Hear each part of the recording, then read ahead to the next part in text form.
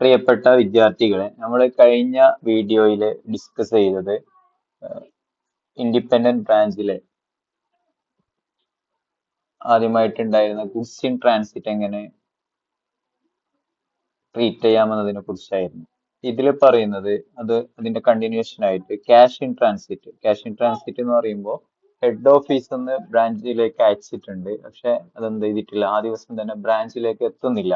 അങ്ങനെയുള്ള സിറ്റുവേഷനെയാണ് cash in transit പറയാം. നേരെ റിവേഴ്സും പറയാൻ പറ്റും. ബ്രാഞ്ചിൽ നിന്ന് ഹെഡ് ഓഫീസിലേക്ക് അയച്ചിട്ടുണ്ട്, ഹെഡ് ഓഫീസിലേക്ക് എത്തുന്നില്ല. ഓക്കെ, അങ്ങനെയാണെങ്കിൽ ഏത് രീതിയിലാണ് നമ്മൾ ട്രീറ്റ് ചെയ്യേണ്ടത് എന്നാണ് പറയുന്നുള്ളത്. അപ്പോൾ അതിനുവേണ്ടി നമ്മൾ അഡ്ജസ്റ്റിംഗ് എൻട്രി പാസ് ചെയ്യണം. അതിൽ ഹെഡ് ഓഫീസിന്റെ ബുക്കിൽ നമ്മൾ പാസ് ചെയ്യുന്ന എൻട്രി എന്ന് പറയുന്നത് cash in transit account up to branch account ആയിരിക്കും. അതേപോലെ തന്നെ ക്യാഷ് ഇൻ ട്രാൻസിറ്റ് എന്ന് പറയുന്നത് ബാലൻസ് ഷീറ്റിന്റെ അസറ്റ് സൈഡ് ആണ് നമ്മൾ കാണിക്കുക. അതേപോലെ നമ്മൾ ഉപയോഗിക്കുന്നത് സ്റ്റോക്ക് ആൻഡ് ഡെപ്റ്റർ സിസ്റ്റം ആണെങ്കിൽ അതിൽ എൻട്രി വരാം cash in transit account up to ബ്രാഞ്ചിന് പകരം ബ്രാഞ്ച് ക്യാഷ് അക്കൗണ്ട് എന്നായിരിക്കും വരുന്നുണ്ടാവാം. അതേപോലെ നെക്സ്റ്റ് പറയുന്നത് head office expenses chargeable to branch. അതെങ്ങനെയാണ് എഴുതാന്നുള്ളതാണ്. The head office may allocate a part of its own expenses among the branches for services rendered by it. For this, the following entry is passed. Head ഓഫീസിന്റെ ബുക്കിൽ നമ്മൾ എഴുതാം branch account to expense account എന്നായിരിക്കും. അതേപോലെ തന്നെ ബ്രാഞ്ചിന്റെ ബുക്കിൽ എഴുതാം expense account to head office എന്ന് ആയിരിക്കും. ഓക്കെ, പിന്നെ depreciation on branch fixed asset അതിലെങ്ങനെയാണ് എഴുതാന്നുള്ളതാണ്. അതായത് ഹെഡ് ഓഫീസാണ് എന്ത് ചെയ്യുന്നത്, ഫിക്സഡ് അസറ്റ് മെയിൻറ്റെയിൻ ചെയ്യുന്നെങ്കിൽ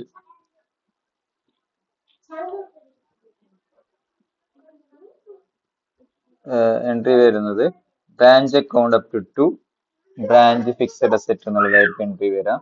അതേപോലെ ബ്രാഞ്ചിന്റെ അക്കൗണ്ടിൽ നമ്മൾ depreciation account to head office എന്ന് പറഞ്ഞിട്ടായിരിക്കും എന്ത് ചെയ്യാം എൻട്രി ചെയ്യാം.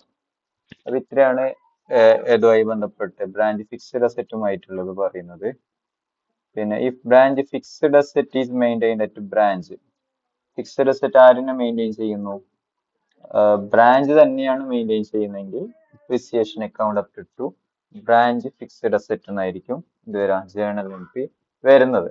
ഓക്കെ, ഇത്തരം കാര്യങ്ങളാണ് നമ്മൾ എൻട്രി എഴുതുന്ന സമയത്ത് ശ്രദ്ധിക്കേണ്ടത്. ഇനി കുറച്ച് എക്സാമ്പിൾസ് നമുക്ക് നോക്കാം. Write necessary journal entries in the books of head office for the following transaction. The accounting year ends on 31st March. Okay, first one പറയുന്നത് goods sent by head office on March 27 worth rupees 4,000 to the Kannur branch. A branch not received the branch till March 31st. അതായത് head ഓഫീസിൽ നിന്ന് March 27-ന് നമ്മൾ എന്ത് ചെയ്യുന്നുണ്ട്, കണ്ണൂർ ബ്രാഞ്ചിലേക്ക് സാധനം അയക്കുന്നുണ്ട്. അപ്പൊ എന്ത് ചെയ്യുന്നില്ല, അത് മാർച്ച് 31 വരെ എന്ത് ചെയ്യുന്നില്ല, എത്തുന്നില്ല. അപ്പൊ നമ്മൾ മാർച്ച് 31-ന് പ്രിപ്പയർ ചെയ്യുന്ന രീതിയിൽ കണക്കാക്കി ട്രാൻസാക്ഷൻ എഴുതാം. അപ്പോൾ എന്തായിരിക്കും എൻട്രി നമ്മൾ നേരത്തെ പറഞ്ഞിരുന്നു, goods in transit account to branch account എന്ന് പറഞ്ഞിട്ടാണ് എവിടെ എഴുതേണ്ടത്, ഹെഡ് ഓഫീസിന്റെ ബുക്കിൽ എഴുതേണ്ടതെന്ന് പറഞ്ഞിരുന്നു. അപ്പൊ ആ രീതിയിൽ തന്നെ എഴുതാം goods in transit account to Kannur branch account. അതാണ് ഏതിന്റെ ആൻസർ, ഫസ്റ്റത്തെ ആൻസർ ആയിട്ട് വരാം. Okay, then next one second one വരുന്നത്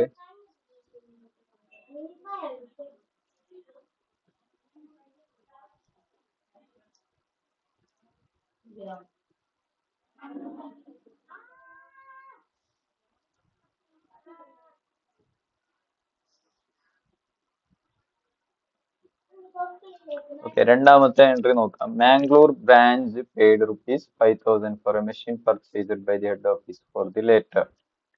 അതായത് മെഷീന് പർച്ചേസ് ചെയ്തിട്ടുള്ളത് ഹെഡ് ഓഫീസാണ്, അതിന്റെ എക്സ്പെൻസ് മീറ്റ് ചെയ്യുന്നത് മാംഗ്ലൂർ ബ്രാഞ്ച് ആണ്. അപ്പോൾ എൻട്രി വരുന്നത് asset machinery account to branch account, അതായത് asset account to branch account. ഇവിടെ ആരാണ്, machinery account to Mangalore branch account, അതായിരിക്കും എൻട്രി വരാം. പിന്നെ അതേപോലെ തന്നെ provide depreciation at 10% on furniture. Mangalore branch furniture account is maintained in the head office book the cost of furniture is 20,000. അതായത് depreciation എന്ന് പറയുന്നത് 10% ആണ്.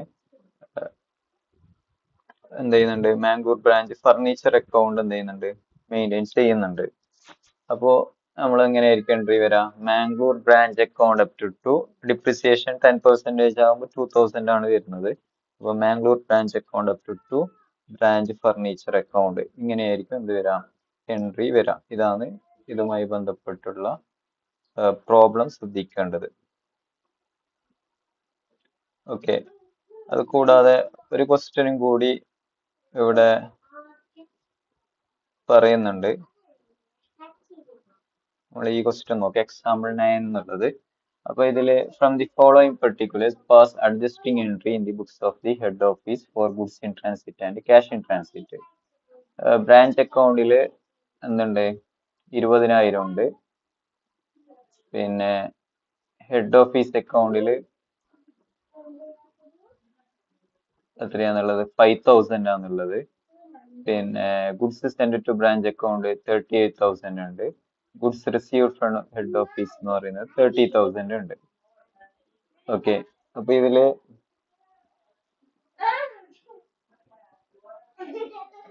നമ്മള് എങ്ങനെയാണ് എൻ്റർ ചെയ്യാന്നുള്ളത് ശ്രദ്ധിക്കാം.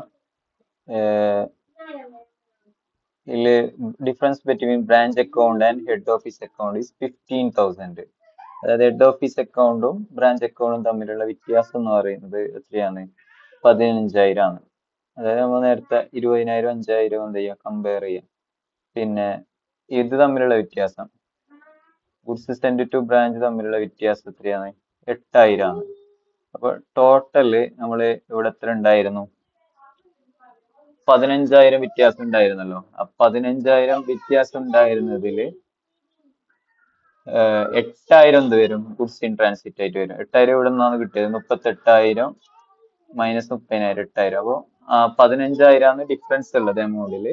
ആ 15,000-ത്തില് 8,000 എന്തായിട്ട് കിട്ടി, ഗുഡ്സ് ഇൻ ട്രാൻസിറ്റ് ആയിട്ട് കിട്ടി. അതായത് ഗുഡ്സ്, പിന്നെ ബാക്കി വരുന്ന 7,000 എന്തായിരിക്കും, ക്യാഷ് ഇൻ ട്രാൻസിറ്റ് ആയിട്ടാണ് നമ്മൾ എടുക്കുന്നത്. ഈ 15,000 എവിടെ നിന്ന് കിട്ടി എന്നുള്ള ഡൗട്ട് ഉണ്ടാവും. അതായത് ബ്രാഞ്ച് അക്കൗണ്ടും ഹെഡ് ഓഫീസ് അക്കൗണ്ടും തമ്മിലുള്ള വ്യത്യാസം, ബ്രാഞ്ച് അക്കൗണ്ട് 20,000 ഡെബിറ്റ് ബാലൻസും ഇവിടെ ക്രെഡിറ്റ് ബാലൻസും ആണുള്ളത്.